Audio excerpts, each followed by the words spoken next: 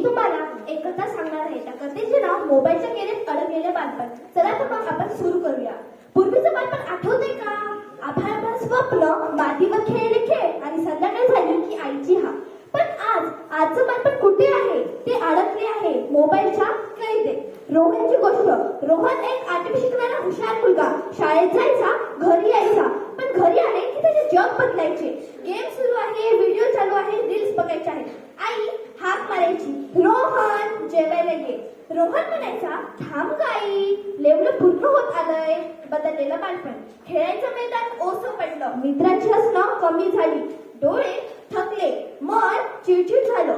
शिक्षक म्हणायचे, रोहन अभ्यासात लक्ष नाही का? पण रोहनचं लक्ष होतं मोबाईलच्या स्क्रीनवर. आजीचा प्रश्न. एके दिवशी आजीने विचारले, बाळा आकाश कधी पाहिलंस? रोहन गोंधळला, कारण त्याने आकाशपेक्षा जास्त वेळ मोबाईलची स्क्रीन पाहिली होती. आजी म्हणाली, मोबाईल हातात ठेवला की वेळ जात नाही, पण आयुष्य निघून जातं. जागृतीचा क्षण. एक दिवस रोहनच्या डोळ्यात दुखायला लागलं. डॉक्टर म्हणाले, जास्त स्क्रीन टाइम डोळ्याला धोकादायक आहे. त्यासाठी रोहन विचार करू लागला, मी खरंच बालपण जगतोय का? त्याने मोबाईल बाजूला ठेवला. खिडकीतून बाहेर पाहिले.